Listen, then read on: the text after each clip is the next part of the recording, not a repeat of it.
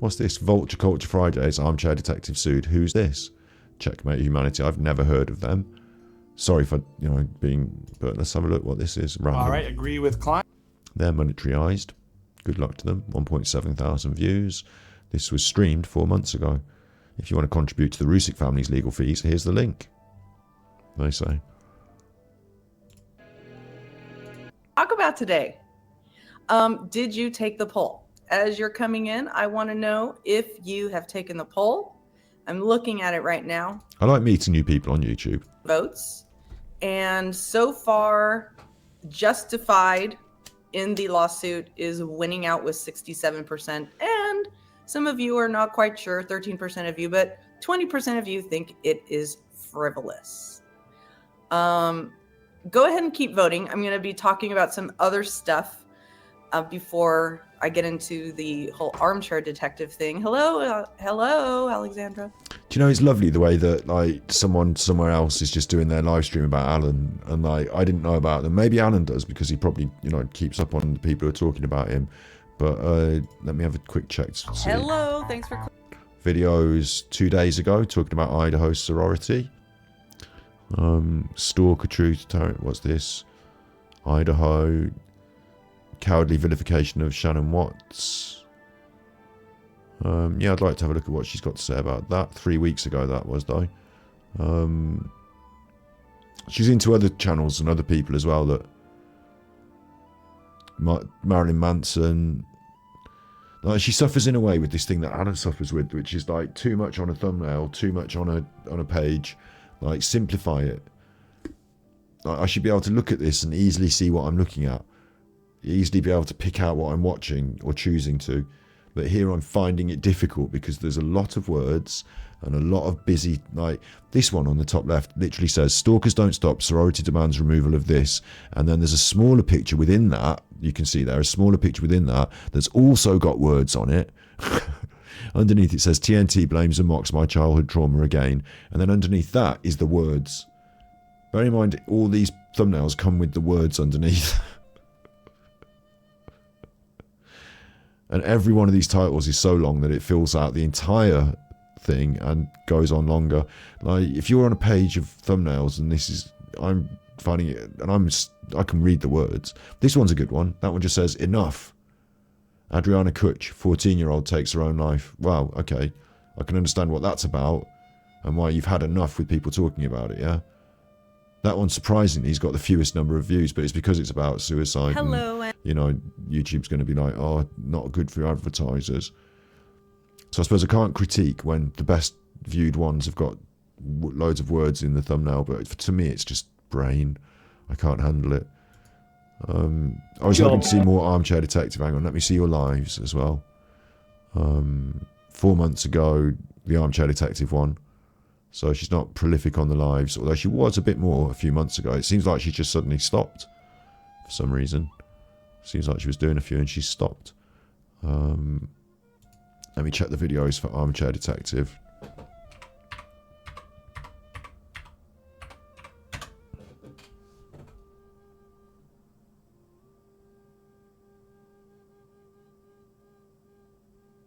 That Sav Girl that one's about. I can't see lots of Armchair Detective ones. So she's not really an Armchair Detective detractor, is she? She just did an episode about him once. Let's see what she's got to say about this. There is so much being said online in the dozens of Facebook groups and the tens of thousands of followers of these Facebook groups, these members. Everyone is tearing each piece of interaction between this couple apart. I just have to wonder if she even wanted Bella and Cece. Her parent-raising ideas were disturbing. The one that I would label the narcissist is Shanann. I think she drove him to lose his shit. Oh my God, she did not drive him. She did. She did. You don't know what went on. She did, Laura. She did. She drove him insane. Come on, why are you victim blaming? She was a bitch. Maybe there's worse people out there than Alan.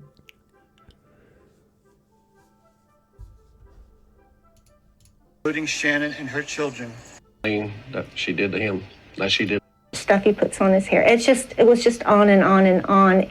And she has been an advocate for you. She said The channel name in itself, Truth and Transparency, was a play on the factions that had developed in the true crime community. I just want the truth.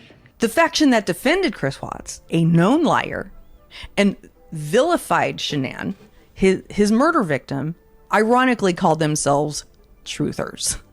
Even before Lana Oriani started her Truth and Transparency channel, she had a terrible reputation on YouTube. She mocked YouTubers as lazy, no-job-having sloths. She was crass and hypersexual, and she launched a very sketchy nonprofit called Fight for a Family for the express purpose of helping the Watts exonerate Chris Watts. Around the same time that she launched Fight for a Family, numerous videos surfaced of the same person who just launched this nonprofit mocking Shanann Watts as a character called Shazam. In multiple videos she posted in Facebook groups, Lana used Snapchat's corpse filter to recreate Shanann's Facebook videos. She mocks Shanann's MLM participation, her motherhood, her cooking, and her wifelyhood. Practically every single video is riddled with sexual overtones. I just got off the TSA, and they said, "Do you have any explosives?" And I said, "Just this bomb-ass pussy." I thrive through every pregnancy. I drink through it. I do treat Chris kind of like shit sometimes, but I make up for it, and he knows that I love him. I'm totally laying on my back, wishing that Chris would come by.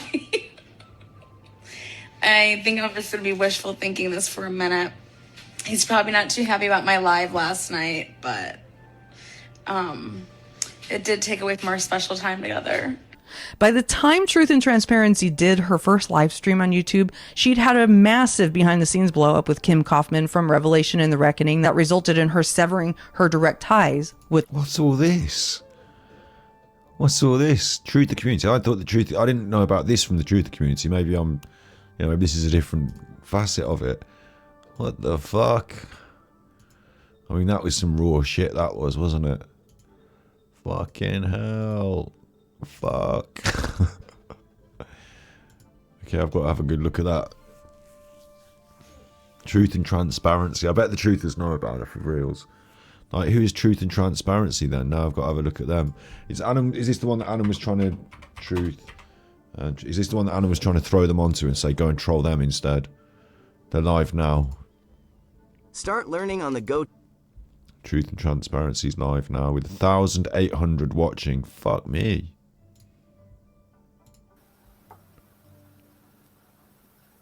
I think it's powerful for them to say that they want to have cameras, they want to know everything, because it just tells me that they don't know everything. Seems like a bit of an Alan. I think that'd be so hard to sit through a trial like this when... I mean, don't get me wrong, at some point I might end up sitting there with the, you know, the news on behind me, reading, talking about something in the news at some point.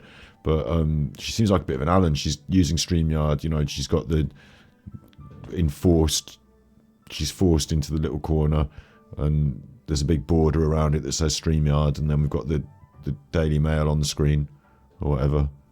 Like, she's talked about something for a while. I'm not going to jump into it now and really know what she's talking about, am I? But I don't know who Truth and Transparency. She's got 40k subscribers. She's got enough turned up watching her. She's talking about Idaho 4.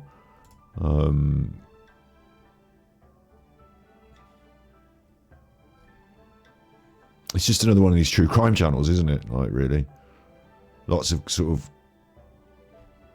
rough videos. But she's been on the she's been on the Idaho thing. She'll be a live streamer, won't she? Look, live streams every day. Confusing thumbnails. Why do they all have these fucking thumbnails? Look at how many words is in this one. Like, you're supposed to quickly look at the thumbnail. You know how quickly you look at a thumbnail? This one says, biased grand jury, lack of sufficient evidence, prosecutorial misconduct, exculpatory evidence, inadmissible evidence, 25, something crossed out, which I can't read, raising eyebrows, issues BC and Taylor, and then Idaho. Like, what? They're doing all right, though. Like, this true crime gets some views, and if you bang it, like, you know, people get in their egg about it, don't they? Like, they want to hear about Brian Coppinger every day. I've not followed it myself, but she obviously has, and she's keeping up the view numbers quite well. You know, better than me. on this Prime Coppinger shit with those thumbnails. So, wow. I'm surprised. She seems like a bit of an Alan to me, to be honest. You know, have you really got something new to say every fucking day about the Idaho 4? She doesn't stream every day. She doesn't, to be fair to her. Not every day. But you know what I mean? Like,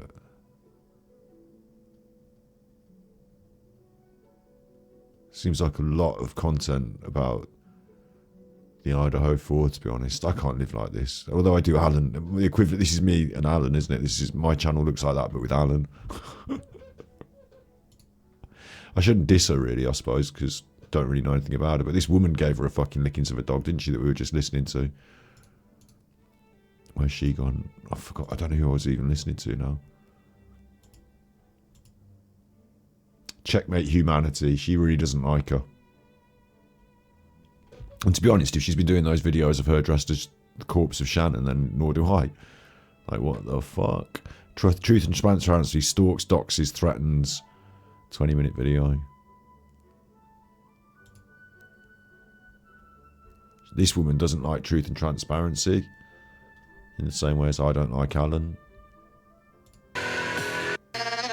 Imminent risk of harm, or to prevent stalking. Frankly, folks, all hell's broken loose since the order of protection was issued in January. That order of protection was issued on January 13th of 2022. I have a return of service indicating that it was... You're fading. It's nearly 4 in the morning for me. I'm just going down a rabbit hole because I'm just sat on my computer just doing this, going down a rabbit hole. I don't know why I'm doing it, but we might as well just stop this. Upon the defendant on the 17th of January, and since that time there has been an extreme escalation by the defendant, with allegations that not just once but twice that order of protection has been violated. Since that time, in reviewing the exhibits that have been admitted, the situation has greatly escalated, and had the court had that information beforehand, I would have definitely said under 18.3, 602, 1B and 1C, there were grounds for issuing the protection I love it order. though. And seeing a... I don't... My squeaky chair's going fucking nuts, man. I really need to bin this chair off. I fucking love it though. This is now not the time really for this, but it seems like, and I'm going to subscribe to this channel and hopefully Checkmate Humanity. I'm going to put one on my watch later list. Probably this one, save to watch later. Or also I've got another save to as well, save to a playlist, people of interest. I'm going to save it to that. Like, it seems like I'm feeling like I'm coming around to, I'll tell you this, tell you about me. I feel like I'm coming around to a position, we've been talking about editing recently. I feel like all this live content we do about Angry Alan, it feels like there should be a video on my channel, made by me probably, but maybe we could do it like as a group like we did with the other one we put like team effort in. It feels like I could do a definitive Alan video, you know, hi, my name's Scott. I did this thing, bumped into Alan on the internet. This is how it went. These are the highlights. Oh, if you didn't know, Alan has this history. This is why we don't like him. He's a grifter for these reasons. Like, not spending too long on each individual thing. Don't want to make it like 5 hours long. I want to make it like, you know, like the Angry Alan video. Do you know what I mean? Like, and it feels like with this stuff, I could look at this and say, truth and transparency has been going through. I could learn about, like, they've obviously got their own court case they've been dealing with, stuff going on, and I could make my own video about, like, it's almost like covering drama within the true crime world, like, in a way, isn't it? Like, I think I could look at this, learn about it, and then maybe make a video. I think I could. I mean, I used to do that. Now I just turn on the computer and talk for hours. But like, that looks like there's a video in it in itself. I know she's made a video about it, but you know, it looks like there's another video in it from my perspective, learning about it and saying what I've learned. So it's going on with truth and transparency anyway. And the one where they dressed up like Shannon Watts, that's fucking footage, that is, isn't it? I mean, you haven't got Alan dressed up as fucking Chris Watts with the demon eyes or anything, have you? Like, you know, that's footage. Wow. I'm going to edit what we did tonight. I'm going to throw it up on YouTube. The bit about the ASMR woman's in the middle of it, but fuck it, it's in the middle of it. According to YouTube, you've been watching Glasgow Smugglers. YouTube's gone. Sometimes YouTube goes a bit like safe. It goes a bit weird and safe. Like, it suggests things from like 10 years ago that are definitely going to be acceptable viral because everyone's watched it and everyone liked it. Like, sometimes it just goes a bit safe, I think, sometimes. Sometimes, like, the algorithm's given a day off sometimes and it just goes a bit haywire. Do you know what I wish I'd done? I wish I'd covered the Amber Heard Johnny Depp trial. At the time, I don't think I could have done because I wasn't streaming.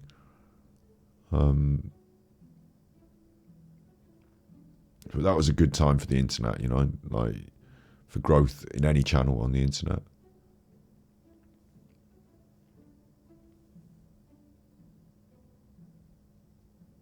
Don't get trapped like trolls like I did. What's going on? Can you believe it? No. A watch can completely change your... Picture this. You're having a nice, relaxing walk on a private beach without a care in the world. All of a sudden, your foot drops into a deep and mucky puddle. Hello, thanks for clicking on this video from Checkmate Humanity, where I talk about the inhumanity of social media and how to cope with it. One of the ways I do that is by talking about some of the mistakes I've made on social media in the hopes that you can learn from my mistakes and hopefully not make the same mistakes yourself. One of the mistakes I made early on YouTube was assuming that when I saw bad, possibly unlawful behavior on another channel, I needed to make people aware of that specific channel and why I believe they are problematic. But here's what I've learned since then. I think you're still doing that. Every channel on YouTube or on social media that uses social media as a weapon to do bad or unlawful things, there are at least 5 to 5 million channels that are doing the exact same thing in their own worlds. Sort of agree, yeah. Like, for me, bashing Alan, you know, and drawing Alan to account, there's a dark side Phil, there's a Wings, there's a, you know, there's I mean, Wings isn't even the worst grifter, I suppose, really, when you think about it. Although he is a bit of a grifter. But, like, you know, there are lots of other people doing bad things in the world. Like, I asked Steve about this when I was talking about dark side field attraction, because just because dark side Phil's doing bad things, like, I was like, but Putin does really bad things. Like, there's a war on. Like, aren't there people doing worse things? Shouldn't we be focused on the worst crimes first? And he was like, yeah, but then, like, people are focused on Putin. People are fighting that war. Like, there are police out there trying to solve the crimes. But with Dark Side Phil, there's no one holding him to account if people don't choose to do it on the internet. So I was like, yeah, actually, that's a really good example and an interesting way to look at that. And it is interesting, like, for me as a content creator, I will totally bottom line accept. I was thinking about this today. I was like, you know, if the Alan stuff grew and, like, you know, my Super Chuffer channel takes a bit of a hit, and it has done recently, but, you know, if my main channel, I used to do a lot of messing about and having fun on the main channel too. So I feel like I know what I want to do with it, body language and analysis and stuff like that. But if the Alan stuff took off, would I be foolish to say, no, I should focus on the main channel, even if it doesn't get as many views, because, like, it's serious content? Like, no, I should just go do what I find fun, enjoy it. And, like, yeah, like, Angry Alan is like a thing that I do on my channel, a bit of a my story. It's not every detractor loads of, but it's also now Regardation Police, Sinky Socks, and also it was before me, a lot of other people as well. Wasn't it? Martin and Val and other people. So, you know, but I mean, for me, in my content, I've been talking about Angry Alan. But it's not, if it works and you're having fun and people are viewing it and it's on the way to growth somewhere and it's part of your story, it's all good, I think. I've kind of forgotten what the point she was making, what I was making was, but, you know, making videos about one specific content creator, if you make too many of them and it gets boring and people don't want to watch it and your view counts go down, that's probably bad, I suppose. And I suppose, like, the great heyday of me and versus Alan has passed. You know, Nonscape was probably the pinnacle, wasn't it? You know, there's probably a big peaking then. And as things get more and more repetitive, fewer and fewer people want to hear that repetition. I understand that. But, you know, making your videos about a particular person, if people want to watch it and they're interested in it and it's enough people and it's going well, then it's okay. You know, it's okay. There are channels out there completely devoted to Dark Side Phil, just Dark Side Phil. And, like, you know, if they can pull whatever numbers they can pull and do however they want to do, good luck to them. And then there are other channels that do a video about Dark Side Phil, and then a video about 8 passengers, and then a video about Wings or Boogie or whomever, and then a video about Angry Alan maybe one day. You know, there are other channels that do a whole mix. It's a whole crazy world out there. Yeah. On social media. So if your goal is to help people avoid unnecessary Yeah, to think you're going to pain do country walks. If you did country walks, that'd just be for you, because people don't want to sit and watch country walks channels in the main unless you are so dedicated to country walks that you find the country walks community and, like, you know, are big on it because you're the right best one with all the best country walks. Maybe there is something there, but I think it's a lot more hard work than something with a broader community appeal that already has a community sort of going on. I mean, there probably already is a country walks community. What am I saying? I'm probably slating the country walks community there, but you know what I mean? I just think personally, maybe it's my personal view again, but I think doing the Angry Alan videos and stuff, it's probably a stepping stone to somewhere better for both of us as well, for anyone or for all of us that are doing Angry Alan content. I think we could all think that maybe in a few years the skills we learned and the joy we had and the fun we had took us on to somewhere else in that journey, and that it didn't just become the Angry Alan content forever. I often think as well, Jamie is a great example of this with the songs and Re-Guidation Police and Slinky with the edits. Like, you know, when you apply it to other people, I took what I was applying to Nicola Bulley interviews and Philip Schofield interviews and applied it to Alan a bit. He didn't like it, did he? But if you apply what you do in a broader context, I bet there are videos that could go viral and be like bigger and more popular. Like if the focus of the content wasn't Alan, but was someone, and this will happen because let's say Johnny Depp and Amber Heard go to trial and something happens on the internet and you decide to apply the skills you've learned doing videos or making funny songs to this content that everyone's talking about on the internet. And that's how Alan got riding on the internet. Everyone was talking about something and so was he. You know, you can pick those moments and grow your social media channel and go somewhere with it. Like, who knows? Like, it might be that, you know, Jamie does a funny song that I would think, okay, maybe when Boris Johnson was at the height of his fame, if Jamie had done a Boris Johnson song at that time, you know, it might have gone viral or something. Do you know what I mean? Like, you know, there's a bigger, wider world out there other than the Allens that we focus on, and she's talking about a particular person, you know, focusing on a particular person. But it's fun while we're learning and growing and doing. So I just think it's all good. Yeah. social media, it's better to call out the patterns of behavior without naming names rather than calling out one channel or creator of a channel. One of the reasons it's important, especially on YouTube, is because channels are organized by creators. And there's almost this sense that you need to be loyal to the entire idea. And the No, I disagree with this, right? What she's doing is she's describing an intellectual argument. I agree on an intellectual argument. If we were having a debate, instead of calling out the personal ad hominem or anything like that, talking about the patterns of behavior and like calling out on this intellectual, yeah, absolutely. But on YouTube, it is a like cult of personality, so to speak. You know, people are there on there as people, and like me having a pop at Alan the person, like the personal drama fight between us, people are interested and they want to see it. If I was making videos that didn't call Alan out directly but talked about the patterns of behavior that was exhibited by certain YouTubers within the community, it wouldn't have the same pointed barb and it wouldn't have the same dramatic appeal to the outsider. Like, if I was going to do an intellectual dissertation on why Alan's a bad man, it would be dry and boring, but having a massive laugh and putting my willy in his face and him being behind me on the screen and it being Alan the personality and me the personality, that's part of the YouTube game, you know. Entire disagree. Human being that the creator is. So when someone comes against that creator, those people start to look at the person who's going against them as the bad guy. And then it just creates, you know, this scenario where you're now trying to determine who's the bad guy rather than looking at the bad behavior that is being... Interesting, yeah, but people want to see the bad guy, don't they? You know, as he said in Scarface, you know, they want to be able to point their fingers and say, there's the bad guy.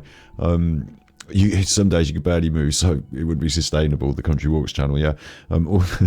Interestingly as well, I like Julia Bradbury aside, you know, a bit of country file aside. I go out with my dogs, you know, and I go in the woods and walk around. I don't want to be out there all day.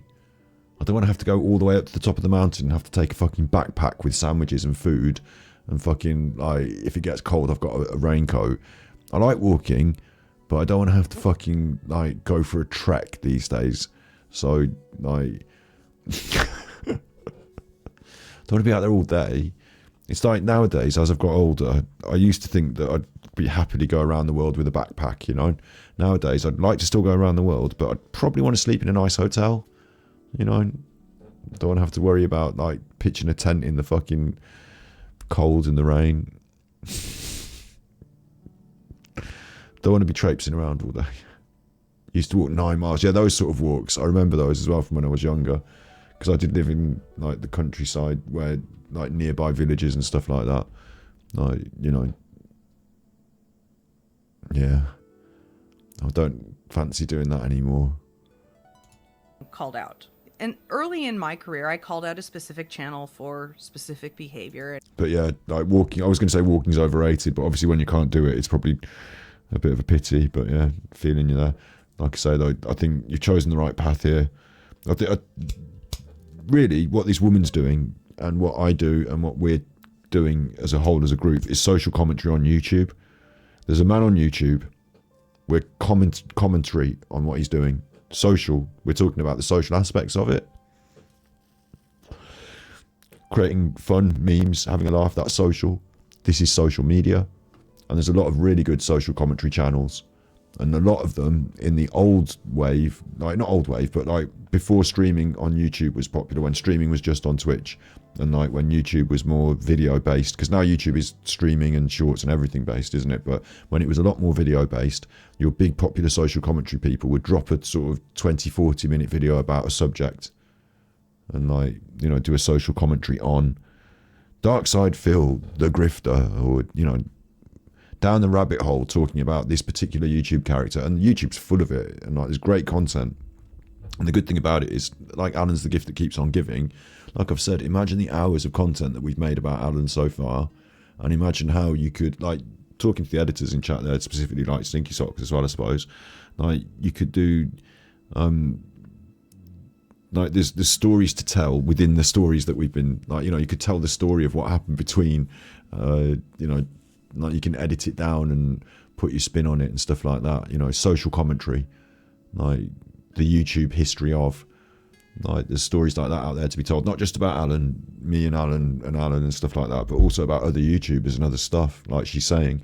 Like, and she's saying when you make the videos, don't point at an individual, but talk about a general phenomenon. And I'm saying if you do that and have a broader general thing, that's good, because you can make a wider video, but also name a few people, point at a few channels, because that's the drama and the characters in the story, you know, they're the players in the story, so you want to keep them to the forefront.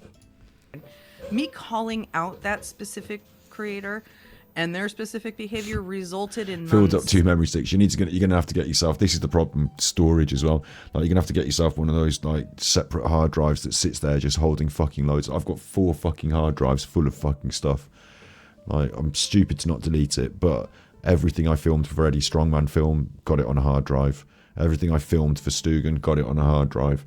Like, you know, full of stuff. I don't have all my old YouTube videos. People say you should store every YouTube video. I don't. But then I don't think YouTube are going to take down my ASMR channel or anything. I just think it'll be fine.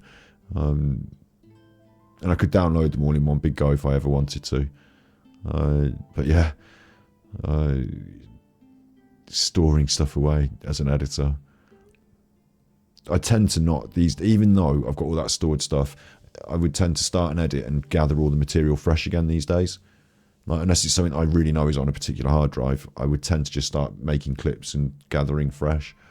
But yeah, I appreciate that. And months of trolling and harassment that honestly could have been avoided if I kept things more general. Keeping things more general would also make the lesson easier to apply. Okay, there's a good point. If you point at a certain content creator, especially as a smaller creator and someone's got lots and lots of supporters, then you can be susceptible to trolls, like we've had it on our channels. But it doesn't mean that that's not something you should do, because 2 reasons. One, they're there watching your videos, right? They don't like you, but they're there watching your videos, pumping it in the algorithm. And then 2, Like, dealing with trolls isn't so bad these days. Maybe I'm wrong. Maybe for everyone it's different. But for me, I'm so over it. I'm so over it. I'm so over past caring. Like, don't care. I just don't care about the trolls. And then, like, you get your bins who try and do something weird, like, you know, try and get involved in your life, try and do some behind the scenes weirdness. But other than that, like, you know, and even that's just like benign, really, isn't it? Like, unless you're going to get like a proper fucking nutter stalker who's going to come around your house and try and fucking stab you in the night, which is, it's not going to happen, is it really, over some YouTube drama? And it has maybe happened once or twice to a certain few people here and there, but really, I don't know. Like, you've got to understand what's going to happen, I suppose, these days. Like, you've got to think, if you're going to make a video about, like, when I was banging at Alan, I did expect his people to be cross, you know, the people that support him. I noticed at the start when I called him out, some people were on his side. Yeah, I get it. Like, you've got to imagine that. But, like, to let it hurt you and to let it worry you, you know, not such a problem, is it? So, like, just ignore them, really, and then block or just click like and just, like, you know, shadow ban, and they're your options, and just move on. Like, the minute someone gets tested, you've seen us dealing with them, haven't you? Like, so I wouldn't be cowed in my content to not point barbed fingers at things I want to call out, because the whole point is a video calling it out. That, like, I haven't made lots of these videos, but my content's like this with Alan, so I have to accept this. Like, you know, YouTube drama, call out, detracting. Like, you want to get some views on YouTube, yeah? And if people like it and want to watch it, like, it's like being Jerry Springer in a way. Like, Jerry Springer's not responsible for all the fucking people that went on the show, but he did the show and people wanted to watch it. Like, and okay, it's not opera, it's almost soap opera, but it's fun and we're having a laugh. So I actually kind of think it's fun content. It's YouTube content, it's social commentary, it is what it is, yeah? So in that case, like, I think it's okay to be a bit more pointed and barbed at things you want to call out. Yeah. Other settings where creators are acting in bad faith all over the platform, and you want to look at the behavior rather than the individual and paint that individual as an overall bad person. But I agree with that as a point. I didn't learn my lesson immediately, and I called out a whole other creator for different behavior. Now this is a completely different creator for different behavior. And this creator associates with a group that's highly experienced in trolling and trapping people. So I fell into one of their traps, and I'm going to tell you how that happened so you can avoid it yourself. But before I get into it, please remember, hit that thumbs up, subscribe to this channel. I don't know why I've got these. Oh, it's changed. I was going to say, I don't know why I've got these sexy women stuck in the mud, but now I've got someone else stuck in the mud, so no more sexy women. Sorry. And say your notifications too. I was enjoying it though. So you're among the first to know when I upload a video. All right, back to our lesson for today. As I've said many times on this channel, the algorithm absolutely loves your pain. The algorithm is thirsty for your pain, and it doesn't care how painful it is. I'm not sure about that myself, but do go on. The bigger the pain, the bigger the gain for the algorithm and therefore the platforms. Coupled with the thirsty...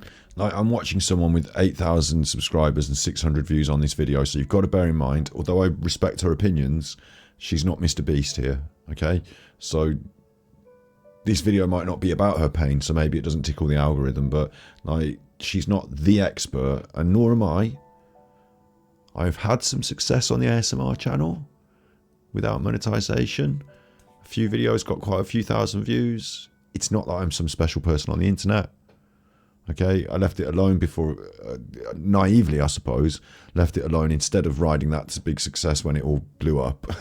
Or maybe I would never have ridden it to big success because maybe, you know, I'm not algorithm worthy or whatever. But it blew up, ASMR blew up, and I was already not doing it at the time. I was doing that Eddie Strongman film. I've got perspectives and ideas. I've learned a lot. I don't put it all into practice in my own content. I'm aware of that. I don't think anyone necessarily has to, so but yeah, I think I'm less okay. I learned from people like Devin Nash and other people who have got lots and lots of subscribers and are dealing with big concepts, and I feel like I've learned a lot, and I feel like I hope that I can put some of it into practice and be more successful than I am at the moment on social media. But it's a growth thing, isn't it? It's a progression. It's a step by step thing.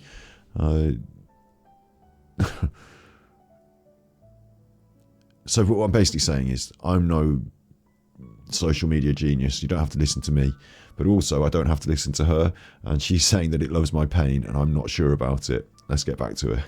Pain algo are the thirsty for pain people who truly get off on helping the algorithm. What is it with people being quiet?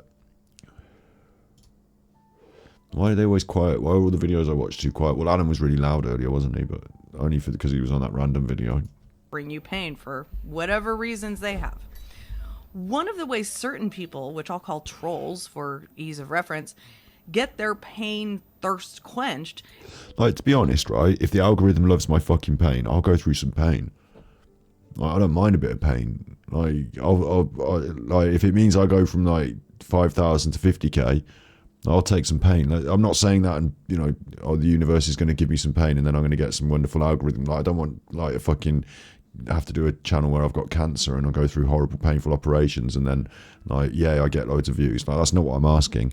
But you know, in terms of YouTube, like if she's talking about trolling or whatever, like, I don't know what she means by your pain, but I hope she gets specific, because whatever it is, if it's a top tip, I might put it into action and see if it works. Is by setting people up to experience as much pain as possible. If they put some planning into it, they can achieve an even higher payoff of pain and agony. And here's how it happened to me. One day, one of the creators I called out by name went to a rather large Patreon group and made an accusation about me that infuriated her supporters and followers so much that they started coming to my channel and making all kinds of angry, sometimes abusive comments on behalf of the creator.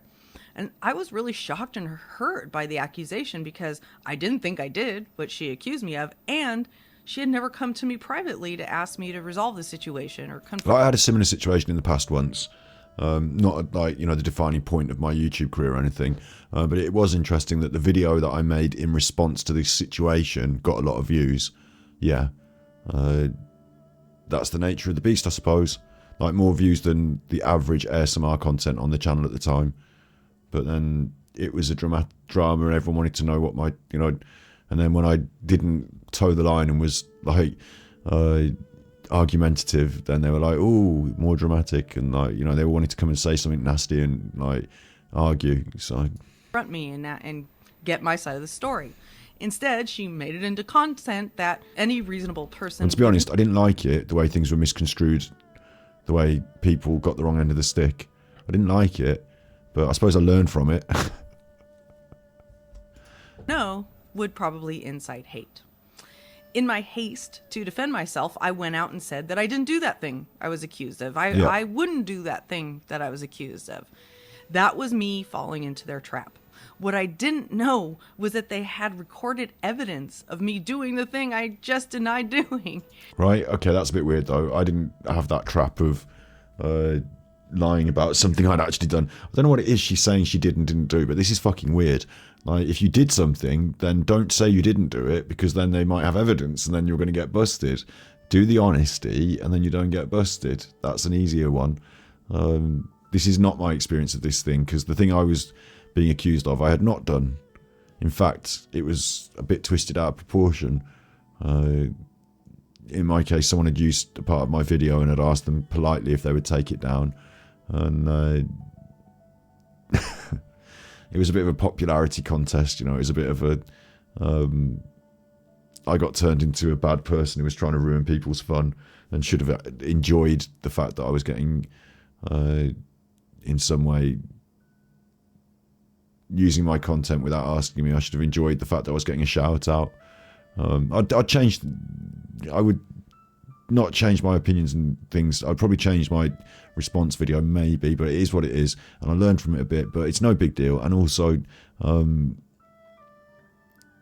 I'm saying, I couldn't imagine being in that situation knowing that I was lying, or like, what the thing that they accused you of doing, you had done. I wonder what it was that she'd done.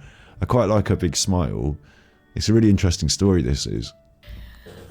This recorded evidence was from many months before, and I'd forgotten about it because I immediately deleted the video and forgot about it. I deleted it because I knew that I shouldn't have done it, and I regretted it immediately. I wonder what it was she did. So this group admitted to going into my private Patreon, copying all of my content as soon as it happened, and then they held on to this evidence for months and never contacted me about it. Months later, they set a trap that I fell into hook, line, and sinker. Quickly after I denied doing this thing, several videos. Well, that's fucked up, because when you were asked about it, you should have just said, yeah, I did that in this video. I deleted it afterwards because I was really sorry about it. In fact, I can't believe I made the video. Then you'd have been fine. But it was the lying about it in public that you got caught out for. Yeah. It's not like anyone needs this advice. Like, this is standard. Don't do the lying. Were published with the proof of what I had done, leaving me to say, hey, oh, I guess you're right. It was a mistake. I never intentionally tried to harm anyone. And I'm glad that she comes clean here and says, okay, I guess you're right. It was a mistake. Like, definitely when you make mistakes like that, just public, well, you know, if it's a public thing, public, like, you know, tell the people, yes, you made the mistake. Like, that's definitely, in my opinion, like, I would say, yes, this is the good bit.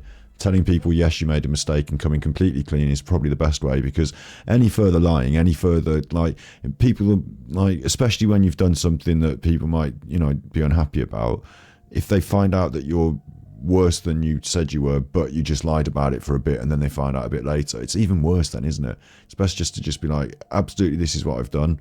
I'm sorry that I've done it. Like, I hope we can move forward. Rather than, like, the hiding more and hiding more, like making it seem like it's not so bad, but actually the lying to people is also bad. So then you make it worse and make it worse. Yeah. Including this person. But you know what? By then it was too late. Dozens of this creator's followers, some of which were my subscribers because we were in the same content arena, already saw me as an abuser and a liar.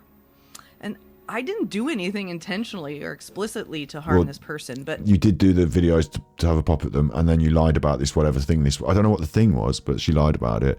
So that's, you've set yourself up for that, I suppose. Abuser, I don't know. Abuser, I don't know. But liar, I mean, I don't know what the thing she. Maybe the thing she did was abusing people. Maybe that's the thing she hid. But that's how I was portrayed. Good night, Dover and Dolly's mom. Information. I don't know how I've got onto this now. It's like it's 4 in the morning. I'm going to finish this, you know, video because I'm interested in it, and then I'm going to say goodnight myself as well. I didn't mock it. I didn't call people's attention to it, but I did accidentally slip and immediately regretted it. I still regret it. So much so that I deleted the video right after.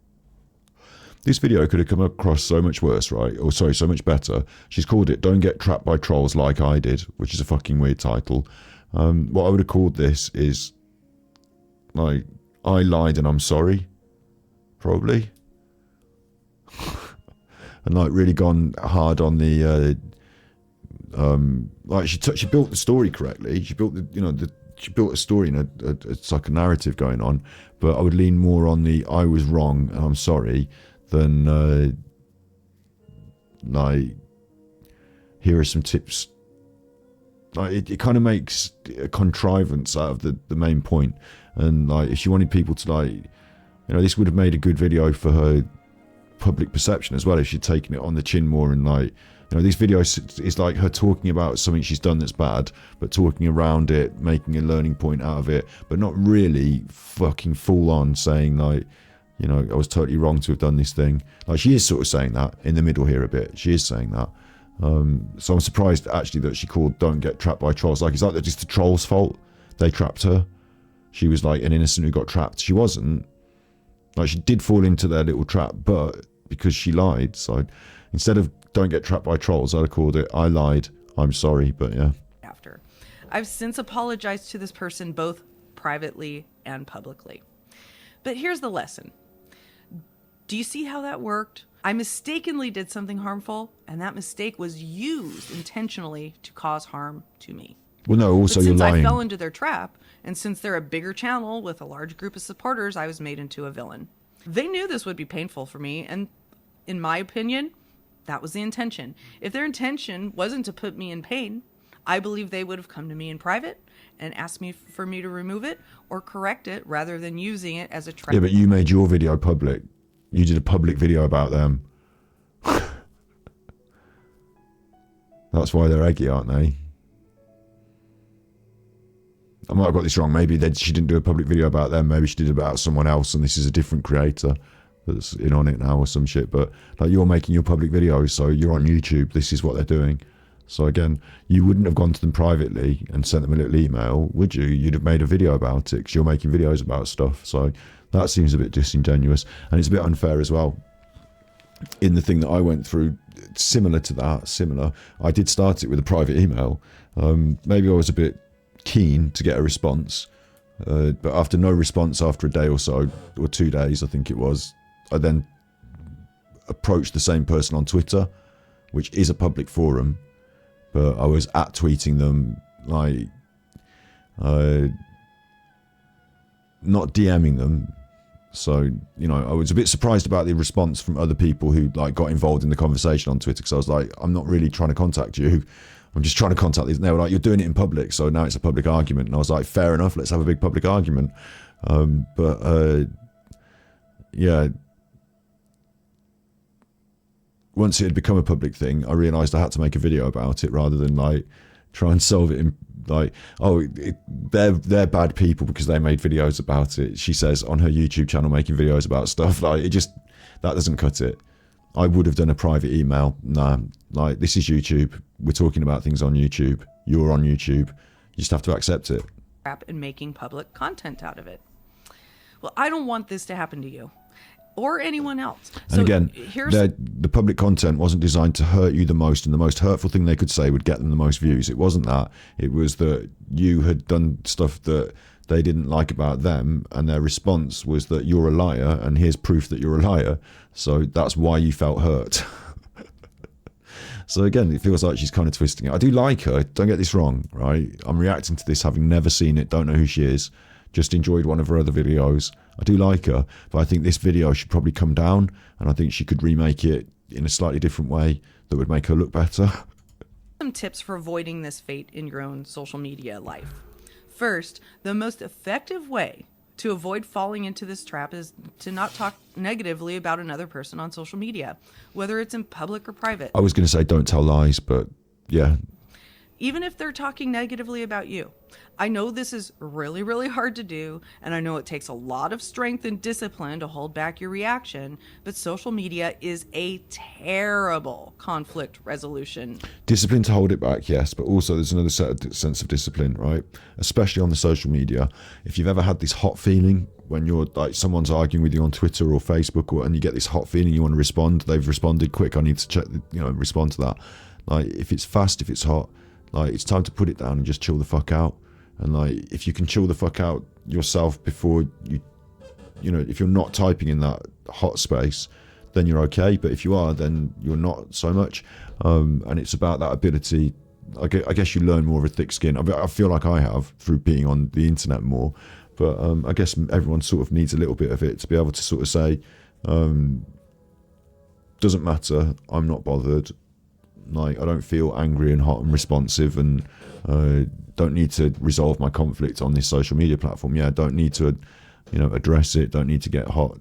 Like, that's really important. And if you feel like you're not in that space and you're cool, then you can say a little thing or give them a little like or do whatever. But getting drawn into some, debate, getting your barbs up, getting your egg on in comments, like, probably not the best. Probably doesn't help. Like, it's no, like, I'll tell you another good example is there was one on one of the, I can't remember where it was, they're blocked on our channel, I think, but they were leaving like fucking long essays, like big long essays. It was like they were angry author who couldn't get a book deal. Like, I was just like, I'm not going to read these. I know that you want to have an online argument with me about stuff, but have you seen the size of it? I haven't got time for it. Go and make a video, I'll watch that maybe. I just don't have the time for it. I just don't care. What one person thinks in their big typey, I just don't care. Platform. Why? Because, as I said, the algorithm is thirsty for that conflict. It wants the conflict, so it will just make it work. Like, certain people, I do care. In general, I read through the comments. Don't get me wrong as well. Like, I do read through the comments. But, like, once it's turned into a back and forth and an eggy thing, I'm not there for that now. Not there at all. I used to be when I was younger. On Facebook, I used to be well there for that. You know, or I thought it was like a form. Like I was younger, yeah, and Facebook was newer, and I thought this is a forum for political discourse. Like this is how we change the world. We make sure our ideas are shared and heard, and you know, discuss shit. I thought that was what Facebook was all about. Like, I didn't realise it was for fucking pictures of your dinner and, you know. So I was a little more like hot-headed and political on, not just political, but like argumentative, hot-headed on social media when I was younger. And social media in itself was younger. But yeah, I don't go in for that now, really. Just don't even have time for it. Second, but let's say you've spoken negatively about someone and they accuse you of something you didn't think you did. You want to deny this accusation publicly because it was made publicly. So it's very tempting. It depends who and what and how and where. But initially, like, I don't think a public denial is necessary. Not me personally. Like, people can say some weird shit, yeah? Like, Bin's an example of this. I suppose it depends who's saying it. And Alan, though. Alan said some fucking fucked up stuff about me. And whilst I do analyse what he's saying and so can publicly deny it as it comes up, like, I don't think that instant public denial is necessary. Like, I think that's you getting wrapped up in the back and forth of this thing. Like, you know, I'm not Johnny Depp having to make a public statement about a, you know, allegation. I mean, I suppose it depends what the allegation was. Do you know what I mean? But if Bin has accused me of sexual assault and all sorts, I don't have to publicly deny that. Like, it's just rubbish. Like, so, yeah, I think you've got to think more carefully than that. Just like, and again, she's caught in a trap because she did a lie and a bad thing. Like, we won't have to be publicly denying things because we didn't do a bad thing and do a lie. So, to go out and make a strong denial immediately. But before you do, make sure you are correct in your denial or correct absolutely in your statement. If you're going to make an absolute statement, what, you didn't know what you did in the past? In that absolute statement. You said that you had to take the video down. Everything you said and done with regard to that person, and if you can't find it, go to that person directly and ask them for proof. That is when you will find out if they're holding onto some proof that you don't remember for whatever reason. No. You may not remember it because you deleted it a long time ago, or because you... Although I would say, if you want to accuse me of something, please do prove it. I would say that. You didn't remember it happening the same way as the accuser. And third, let's say now that you can't find your own evidence of either confirming or denying the accusation or doing what they say they did. This is so vague. And you've gone to this person in private and they won't respond, or you have no... It's funny. This is so funny, right? This is so vague, but it's totally about her own personal issue. Like, this isn't general advice for if you get caught lying on YouTube, is it? Like, this is so, like, direct and, like, you know, like, who's going to be in this contrived situation where they've done a lie on YouTube and then someone's called them out on it and they've got proof, but you don't know what the proof is and you can't remember what you had up on your YouTube and deleted. So, like, who's going to be in this contrived situation? It's a really funny video, this. Way of contacting them directly because they're under an anonymous account. You have two choices here. You can just ignore it and wait for it to go away, or you can issue your denial, but don't go out there and make any big declarative definitive statements without your own proof. If you don't have that proof, say you don't remember doing or saying that thing, but that you're open to being proven wrong. If you're proven wrong, simply admit you're wrong, apologize, and move on. Having said all this, I know there's a video on my channel right now where I call out a specific creator for what I believe is wrongdoing. I broke my own rule, really, when I did that, because a very specific person who's... She's saying this was a year ago she did this video, but, you know, today her most recent content is about a specific person, but yeah. Being impersonated, in my opinion, over the course of time. So this behavior is a little bit more specific, but also... there's a lesson in that, and that is to understand that there are people on this platform who will use the platform to spoof other people and pretend that they are somebody they're not. Getting back to the trap I fell into. I'll tell you a trap that I think I fall into, and I'm doing it right now, is talking about myself too much and seeing things through my eyes, and, you know, who the fuck am I? So, like, and I feel it in this as well, like this is about her and something that's gone on between her and these other content creators, and she's talking around a subject and dancing around it and making it about this thing, but it's not really good advice for you out there in YouTube world. It's more about, like she's written, what I did. You know, it's more about her and what she's like. I think her content is better when she's less focused on her and what her and stuff like that, and more focused on what other people have done. And, you know, like I was saying about earlier about social commentary, I think her content's better when it's like that. I want to make this clear as well. Trolls don't need reasons to troll. Okay, it's what they do. If they decide they don't like you, they'll create a reason to troll you.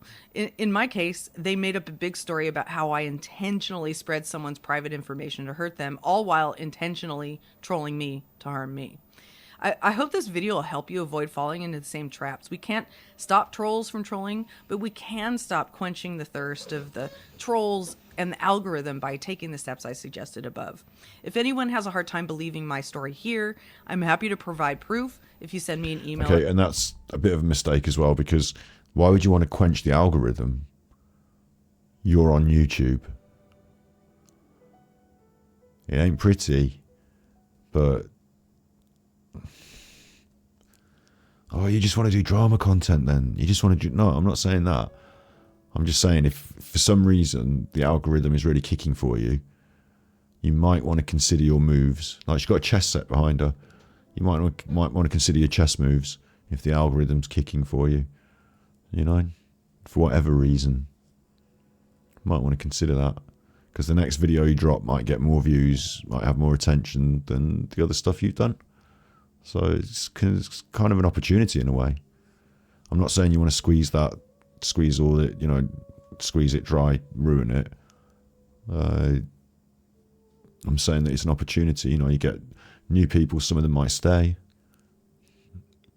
Some of the stuff you do might get a few more eyes on it. The way you handle things will make a difference. For me back then, with what I was talking about earlier as well, I didn't handle it the best and it didn't help me the best in sort of the court of public appeal. But nor do I really care. It was just like a little ASMR beef. It's nothing big. I did do a rap song to sort of, you know, put a close on that, didn't I? And then just move on in my life. And I never stopped talking about it to this day, but it comes up because of what we're talking about here. And overall, I think, yeah,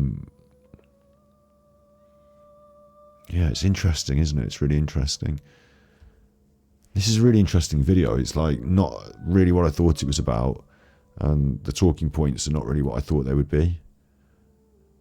I find her to be a really interesting character. I haven't written her off as like a bad lying chuffer.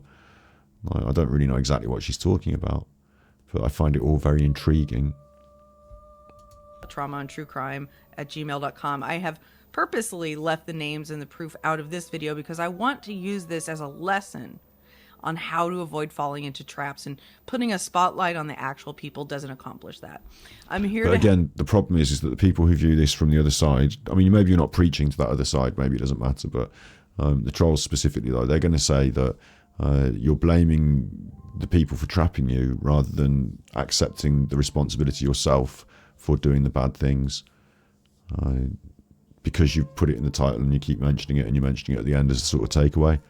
Help people avoid common mistakes on social media so the thirsty algorithm isn't able to deliver higher amounts of pain. But the thirsty algorithm delivering pain, like, you mean numbers, views, big numbers. Maybe for other channels it's painful to you if they get that, but I tell you what, if the thirsty algorithm was thirsty for me and my stuff, I might deliver it some of my fucking pain if it needed it. I don't know what I mean really by that, but I just mean that, like, I mean, when I was training to be a fencer, sword fighter, I went through some pain in training. Do you know what I mean? Like, a bit of no pain, no gain. Do you know what I mean? Like, I work hard. Right now it's 5 in the morning and I'm tired, but I'm still talking because I needed to finish this, because once I started, I needed to finish it. No pain, no gain.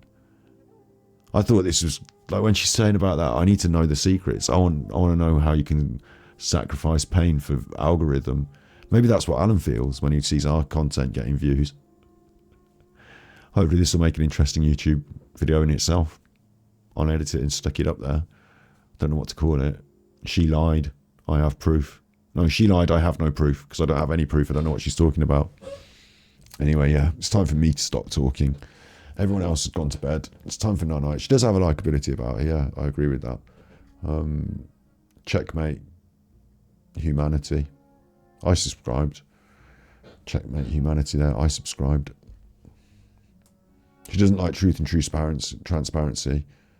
Don't forget the algorithm because anyone could be manipulated, she says.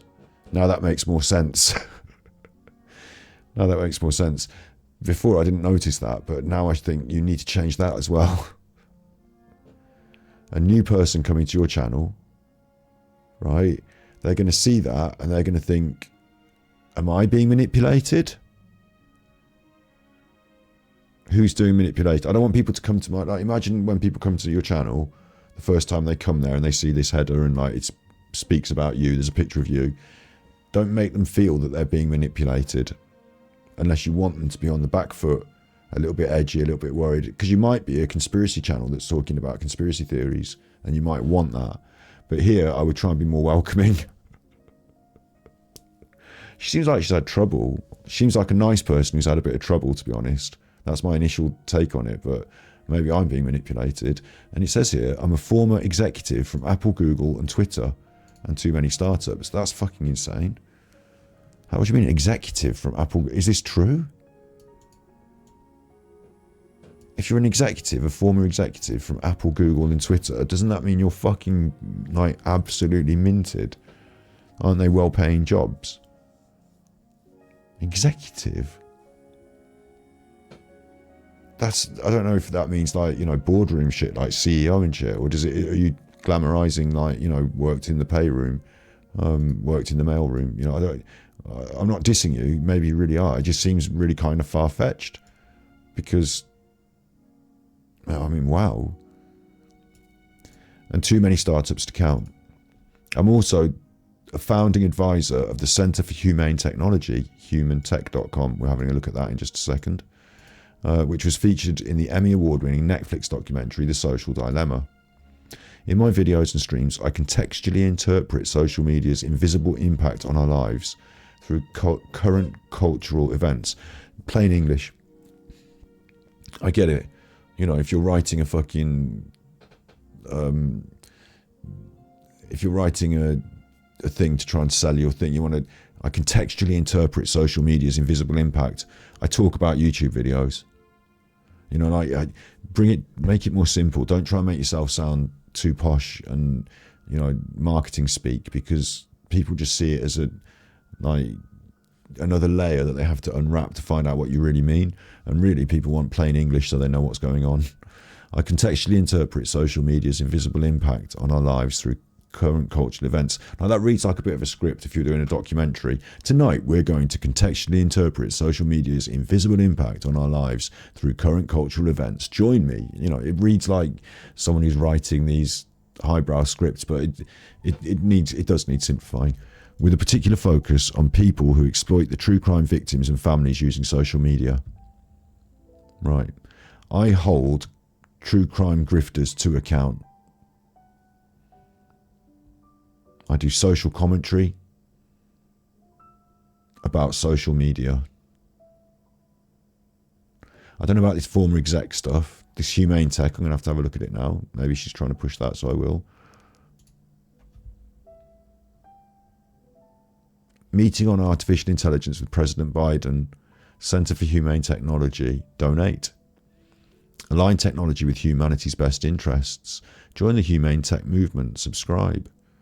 The real problem of humanity is the following. We have Paleolithic emotions and godlike technology. We're working to... I mean, I don't know what the fuck's going on here. It looks like you've got a good website. There's an actual podcast with lots of interesting looking podcast people. That looks good. It's a top tech podcast with over 20 million downloads. Is this yours, or is it just something you're promoting? Or is it like part of it? Or like, I'm really confused. I am really confused, because if this is what you're doing and it's like going really fucking well and it looks really profi and like really professional, why are you doing your YouTube videos where you're moaning about being trolled? Like, that's what confuses me. Let me go back. Checkmate Humanity. Videos, like not lots and lots of thousands of views. I mean, maybe it's just a hobby and you have fun doing it. You're a detractor. That's fucking cool. I'm down with that. I'm actually down with that. Like, there are detractors in the detractor community making dark side feel content, and they are not, like, they should be concentrating on their fucking day jobs. They should not be messing around on YouTube, messing about, making videos about dark side feel. But at the same time, I'm glad they are. Like, maybe she's one of those. Like, maybe this is just like her, like, part-time hobby or something. Like, maybe she feels a calling. I'm starting to like her more and more. I really need to know about the executive positions at those places, though, because that to me sounds like some kind of, like, what? Like, you know, it's a different life to me. I'm not saying I don't believe her. I'm just saying, like, what? Like, I'd like to know about them. PR expert react. She's a PR expert.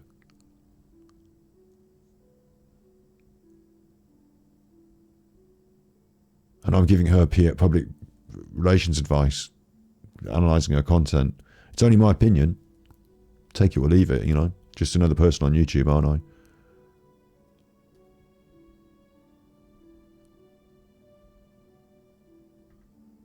I'm really interested in what she's doing and what's going on there.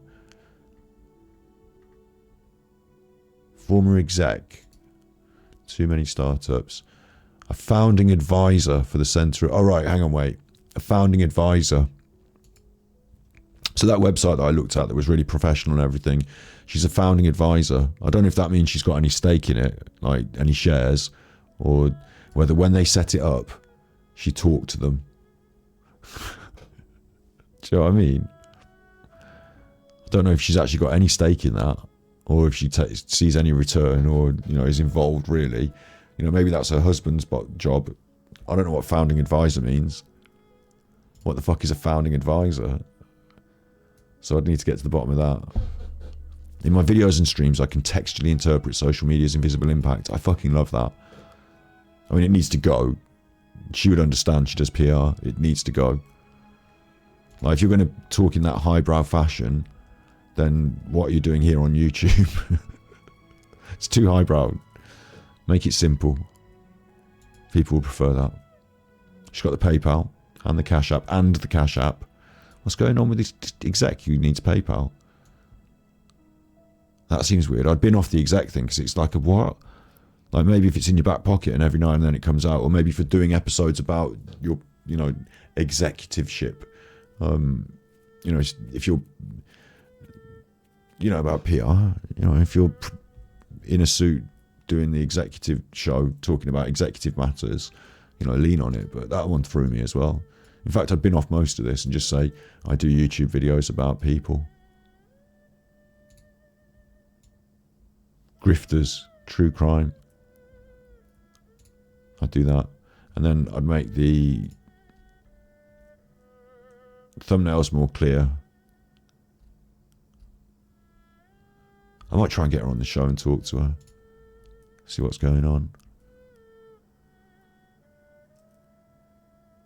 Kind of like this one the best, but you just needed still a few fewer words. Probably I would have just had the scary face skull, and maybe not the Watts lady, but maybe the Watts lady as well, I suppose.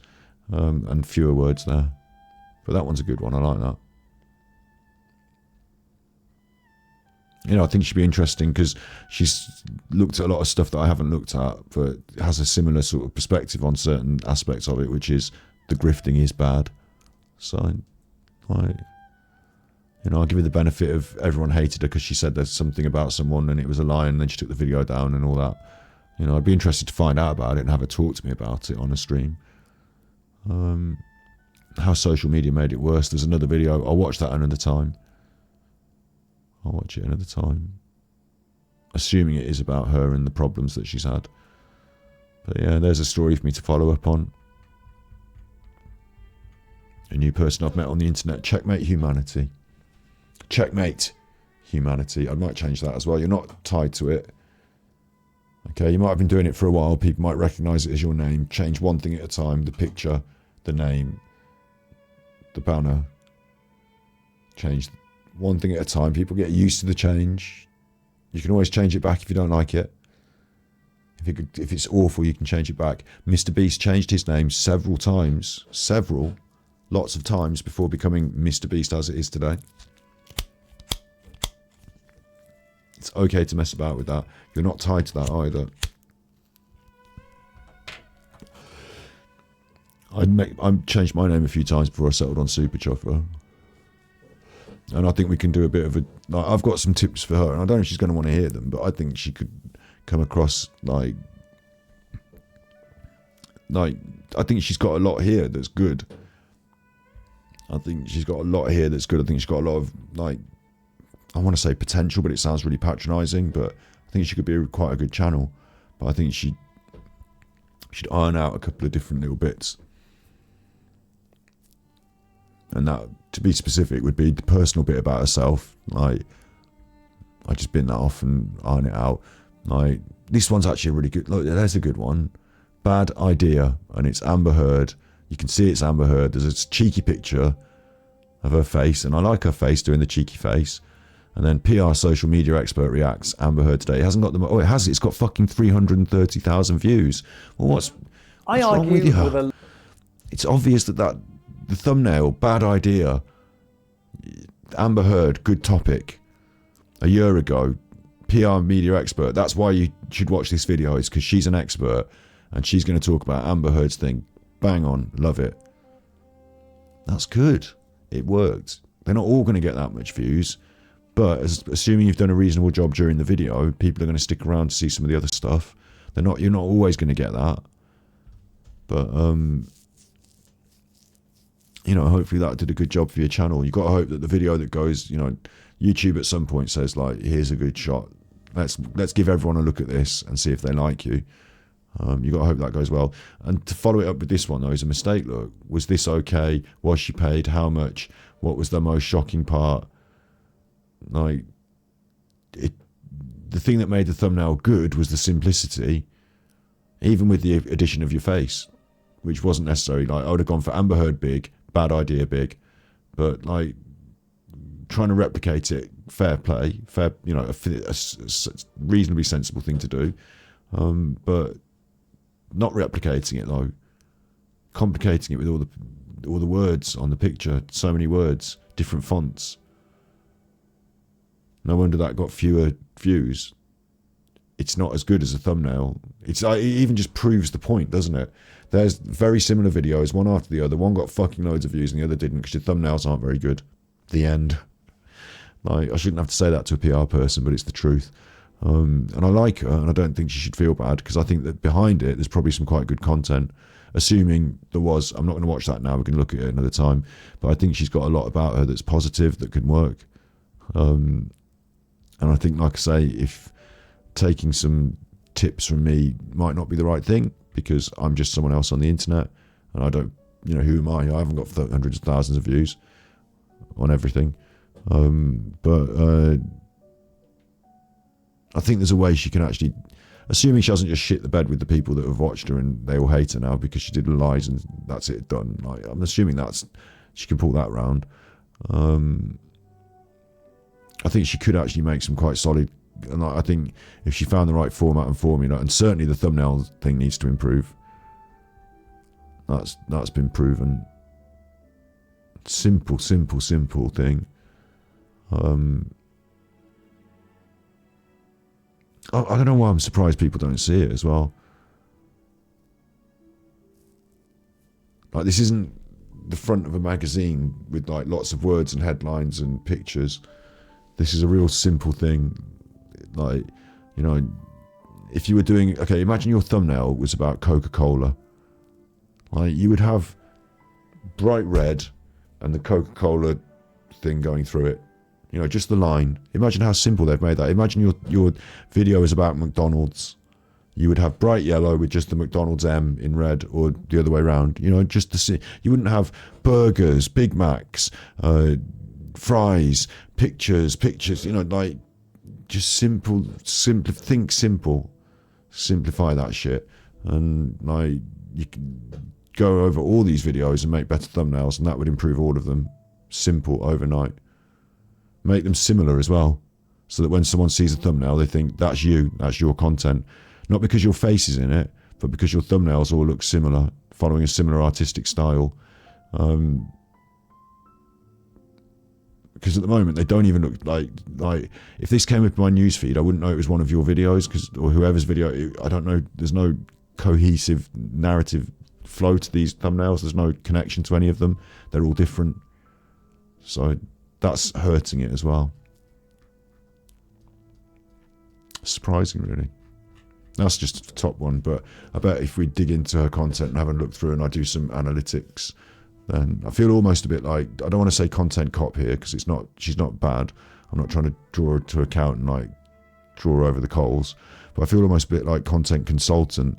And I know it's ridiculous, because without huge success on my part, who am I to tell people what to do? But I feel like from the outside, like people could tell me, like it's easier from the outside looking in, isn't it, sometimes? And I feel like she's on the verge of having something quite good there as a channel. Like there are some quite good videos that are getting some quite good numbers. And that thing about the Shannon Watts woman, wow. But just slightly repackaged, that video can get 100,000 views. I actually think that video with that one murdered by her husband, remurdered by the internet, slightly repackaged, could get 100,000 views.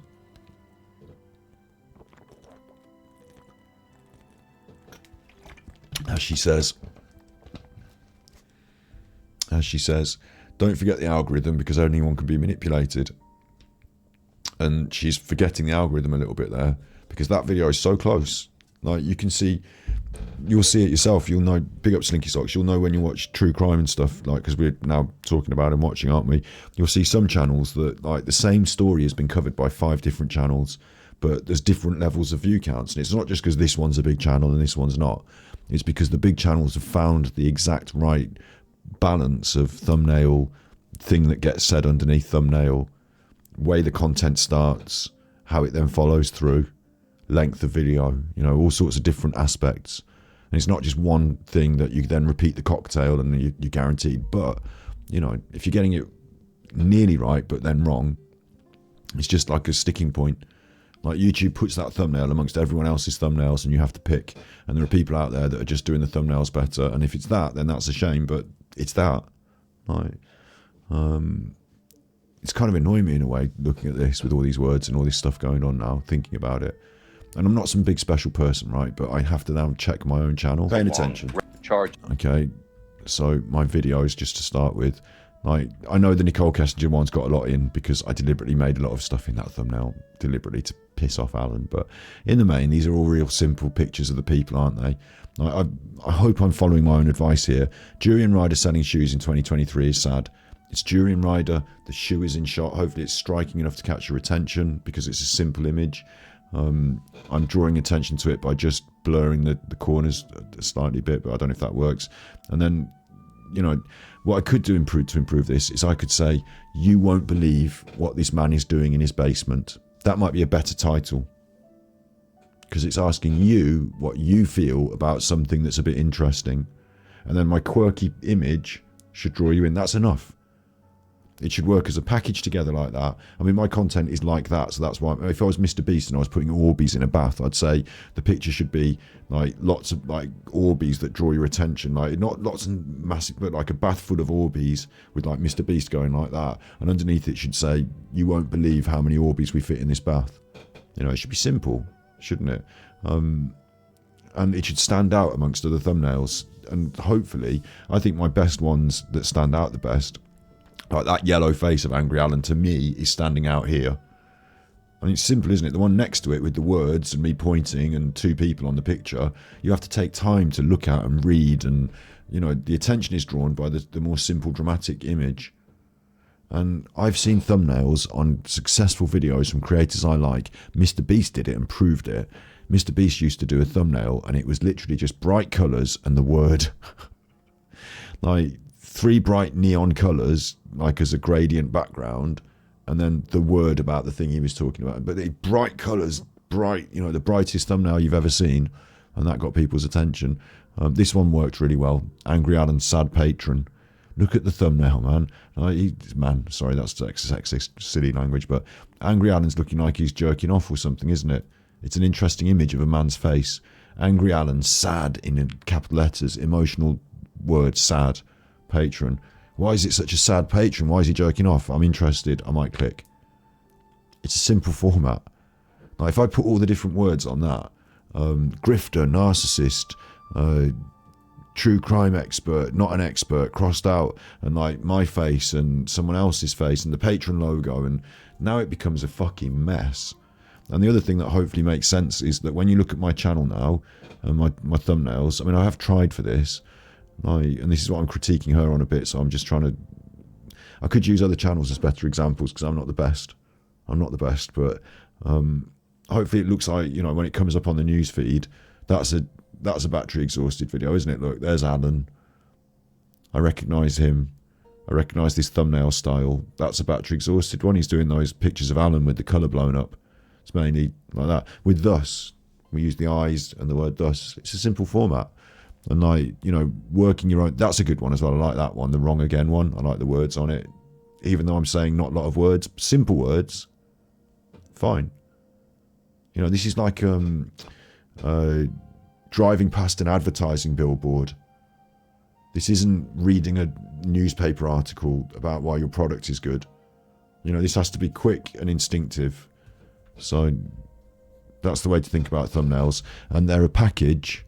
So yes, you can go into detail and make good images and detail and other stuff and bits and pieces. But really, you know, it's a package. The thing underneath it that says what it is as well. Emotional, asking people questions, something that they personally might seem invested in or some reason for them to click. You know, those things work as well.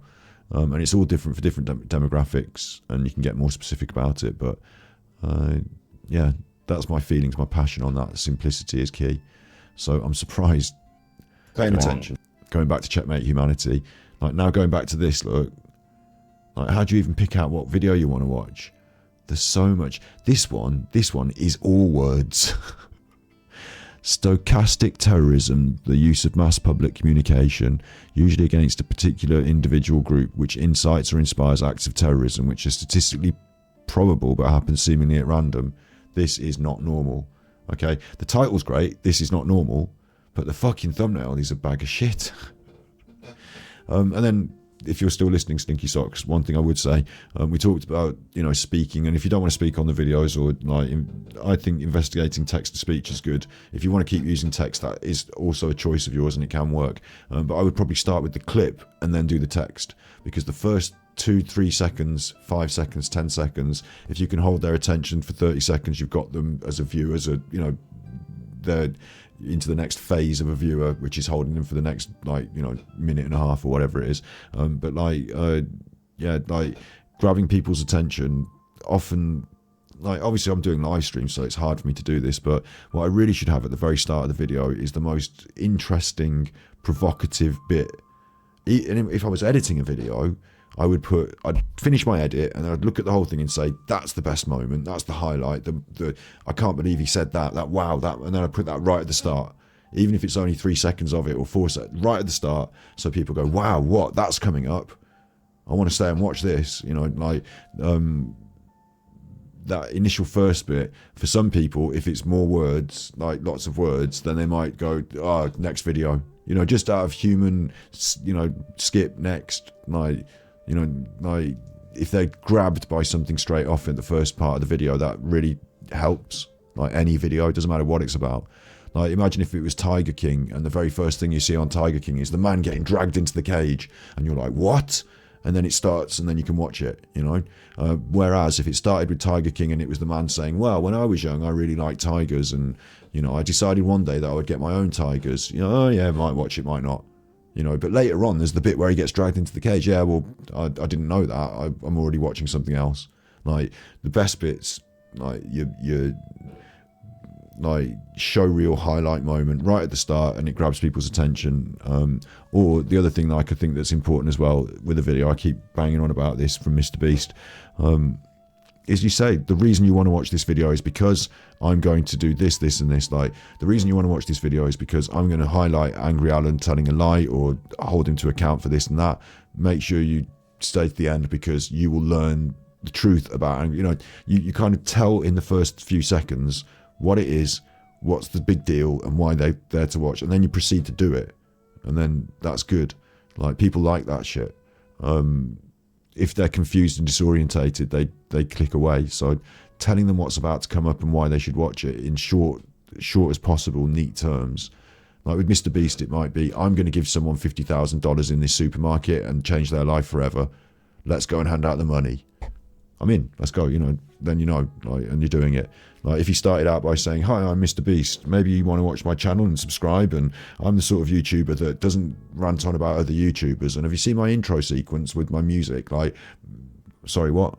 What's this video about? I thought you were giving money to someone in a supermarket. Can we get to that bit? Tell me right at the start." If he goes, "I'm going to give you $50,000 in the supermarket. This is what this video is about. Let's go. Incidentally, I'm Mr. Beast, and in just a minute we're going to get to giving out that 50,000, but let me just quickly tell you about my new range of chocolate," you'll hang on, because you know what's about to come up and what's there. So it's about capturing people's attention in that way. Like, thumbnail and thing is one thing that gets them to click, but then the first few seconds and 30 seconds of what they're watching keeps them there, and whatever. So it needs to be thought of as a package. And these days Mr. Beast also talks about like when you highlight this, it runs the first few seconds of your video. So Mr. Beast says that those first few seconds are as important as the thumbnail. So when someone highlights over the video, if it's something interesting that happens, they might click it when it starts moving. So these days we have to start thinking about that as well as part of the package, but it's all part of a package. Interesting stuff. I got excited about that, and it's fucking 5 in the morning and everyone's in bed. So maybe we'll get them on the show. Maybe some of us will get some sleep. Maybe none of us will. Yeah, I think, look, I don't know if you don't feel comfortable with using your face or not. Like, maybe that's your choice. But I would feel comfortable with you using your face, and you are the person that's doing it. So, like, your personality is part of it. Some people don't want that. Some people do. It's a choice. I think it would work. Me personally thinks that watching someone talk is better than reading words, simply because, like, we're humans and it's just like better, you know what I mean? I don't have to do the reading, you do the telling me. I prefer it, it's easier. It's a visual and auditory medium, so, that's all part of it. If you hate it, right? If you hate it, I mean, doing live streams, there you go, so you have to, so then there you go. But I was going to say, if you hate it, some channels are like, I noticed that you'd got Just doing some artwork. I know that there are some really big, like, the way you get big is you have people doing as a team. So if you wanted to do editing and someone else do writing and someone else do reading the script, and, that's also an option. I'm not saying that, like, you have to read and be on your own channel, like, absolutely you don't. But also, if you were thinking about doing it, I would encourage it, because yeah, that's the way it goes, really. People end up talking on their own channels, even if they don't use their own faces, and they have just talking over images and stuff. Like, some people don't want to show their face for whatever reasons, like personal privacy, all that business. But yeah, like, there's a lot of YouTubers who are very successful that have never shown their face. But talking, I think, is important. I think, or at least the words being verbal, so that, like, there's interesting pictures and things being said is better than me reading the scripts, like reading it, right?